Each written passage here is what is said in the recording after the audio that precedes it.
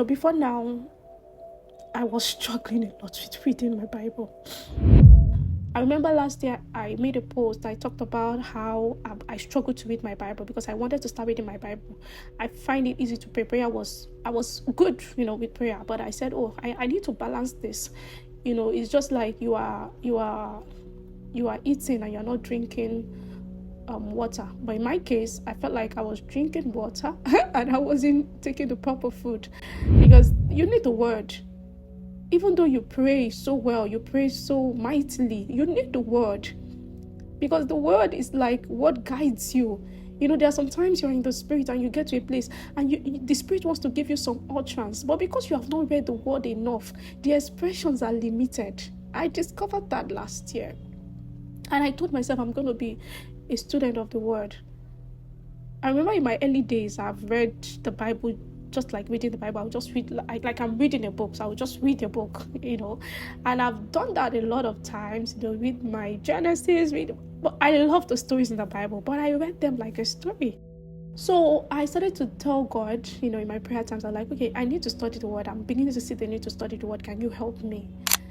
And so last year I wasn't very consistent. I read some days, and I started exploring audio Bible. Somebody suggested audio Bible to me online, and I started doing it. So I would just, even when I don't have the time, I'll just be playing the Bible, listening to it, and that helped actually, because there are some, even though I might not be concentrating, there are some verses I will hear and I'll be like, okay, wait, I need to explore that. Then maybe later during the day I will just check it. I will go to Google, I will ask questions, and that brought it to this year. So this year has been so different. Recently I talked about if there's any greatest gift I think I've gotten so far for my first quarter is my intimacy with God, and that actually came from studying the word. And studying the word has just so been very different this year, I will tell you. So I started this year, I started reading Genesis, Exodus. I remember when I got to I read Genesis, Exodus. That was Leviticus. I started to complain, like, oh my God, there are some parts of the Bible that I actually consider boring, and I think I'm there. I'm there right now, where they talk about all the ordination, the laws. To me, I've always found it boring, while I read them growing up. But this time around, it started to be different. I remember I was in Leviticus and I was like, because even from Genesis, I would take you back to Genesis, where I started to have a lot of questions. I even had to I had to bring out different study books, like all these new books that you have. I had to bring out like 2 of them, because I had a lot of questions anytime I read my Bible.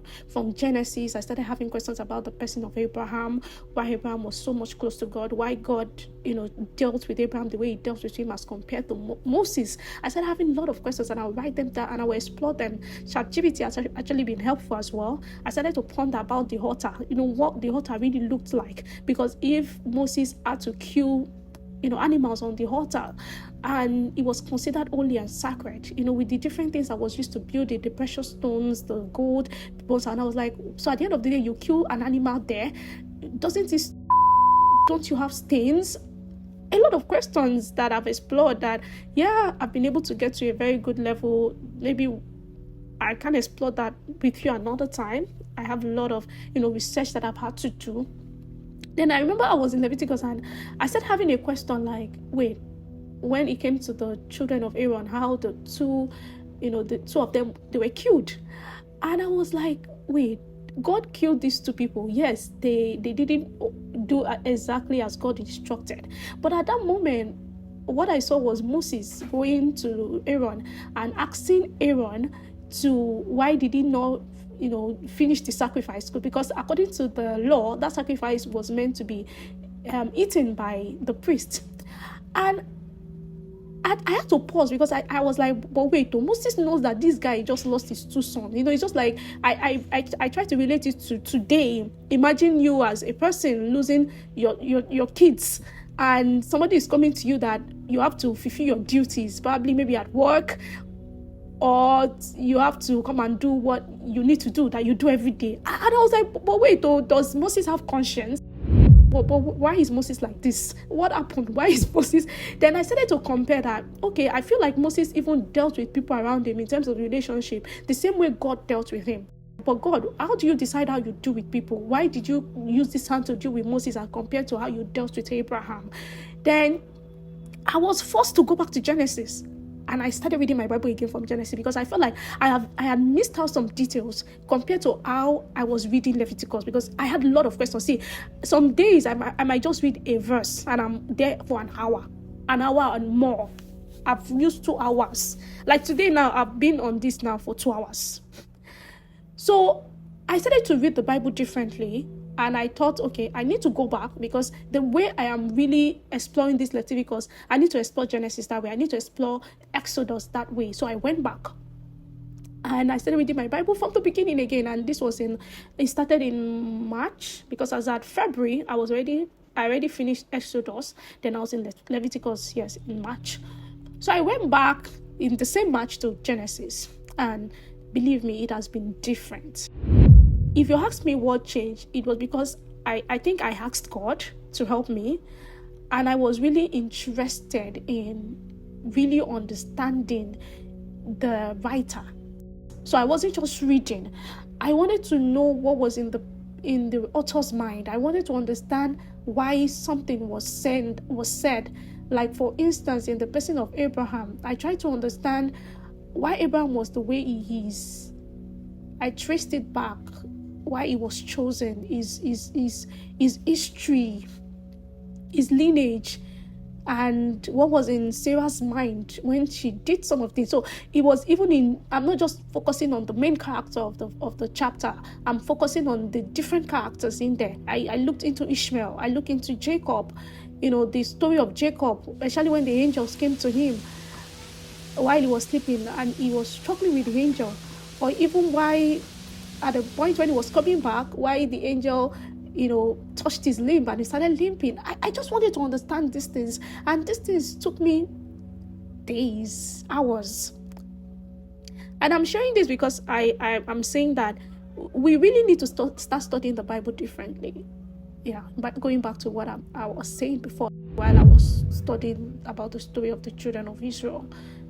And I was brought to tears because I started to imagine these things are not just stories. They happened. But the problem is that we were not just there. So you need to start reading it as, okay, I was there. This is what happened. And if you understand what that will do to you. And today, all I could just do was just to glorify God. I had to just glorify God because I'm like, what kind of a person are you? The things you do. Have you thought about the plagues, the 7 plagues that happened in Egypt? That things they were not ordinary. You need to calm down and read that 7th plague again, so that you understand how Pharaoh felt, or how God even made Pharaoh so stubborn. While I was reading the story, and God told the children of Israel they could have passed a shorter route, but he said because they could meet people on the way, like the Canaanites, the Jebusites, and he felt like they were not ready for war, so he took them through a longer route. And they got to a particular place, and God told Moses that they should turn back. He told them to turn back. And why did he tell them to turn back? He said, so that when they get there, he could Pharaoh would think that they've lost their way, and he will pursue them. He actually wanted Pharaoh to pursue them. I felt sorry for the Pharaoh of that time, because I was like, man, God, after the 7 plagues, I was like, but God, I've dealt with this guy enough. Why this one again? And God was like, I want to show my power. See, you need to really read the Bible to understand the person of God. Because for me, at that point, I was like, God, God, now, wow. Because you have really made an example of this guy. Why add this one, And this guy too, wherever he was, got the courage. And, you would think it's devil. Forget. Got the courage and say, why did these people go? We didn't. Why did we let them go? After this, I feel like this guy must have learned a lot of lessons, because after those 7 plays, come on, you must be a very stubborn person. Something must be packing you. It's not ordinary, and definitely it's not ordinary. And they decided to pursue them again after all the lessons. Even his officials that were mourning their firstborn, just some days ago, I believe, imagine they were like, yes, why did we let them go? How do I put it? I really want to say this in Yoruba. Like, I think that's the best way I can say it. Because I feel like I really follow our people here. Because are you kidding me? And wait, even after, okay, let's say they were stubborn and they said, those number of slaves, because I started thinking about it. Imagine over 600,000 people of slaves. That was a lot of money for them in those days, because these slaves built their economy. Yes, they built Egypt's economy as at then, and that was a lot, because most of all the structures you see in Egypt these days, they were built by slaves. And most of them are still standing. So I was like, man, these guys must have thought of, we've lost a lot of money. Where did they get those number of slaves from again? How? That would be a lot of investment. So perhaps let's even think of it from the economic perspective. So I started to think, I was like, okay, let's say that now you got to where these people were, and no, that is the definition of Ayen telling you, because you got to where they were. You saw that Moses parted the Red Sea, as in vividly. You saw that the sea parted, and you still got the confidence to chase them into that sea. No, that is where you start to think, understand that it's not ordinary. Life is really following them. That is actually, in English, life is following them, but it's not as deep as it sounds in Yoruba, because in Yoruba you say Ayen tell, because Aye must really be telling. Because what you saw them part the Red Sea. They parted the Red Sea. It's something that you have not experienced in your life. It's not ordinary. And you decided to follow. Like, who are you? Why did you follow them? Where do you hail from? So you decided to follow them, and the sea was, oh my God. And that is how they were all gone. When you start to read the Bible like this, the Bible is going to be like adventure for you, beyond just reading a book. You are going to put yourself in those scenarios, because that is what I'm beginning to do these days. I'm beginning to put myself in those scenarios. I'm beginning to try to experience them for myself, not just to read them from the perspective of the writer. I'm telling myself that I'm there, and if I'm there, imagine you experience this. And it has made me to even enjoy reading my Bible more. Maybe you want to try that. And again, you can ask God to help you, because I had to ask God to help me. Like, I really want to read my Bible, and I need your help. I need your help to make me be able to read it and understand it, not just read it like a book. And it has been helpful. So you can ask God to help you as well. And I think some of the tips I shared can also help you. Read and put yourself in it. Don't read like you are reading a story. Don't let it be far away. Let it be something that you are experiencing as you are reading. God bless you. I hope you're able to learn one or two things from what I shared today. Thank you. God bless you. Bye.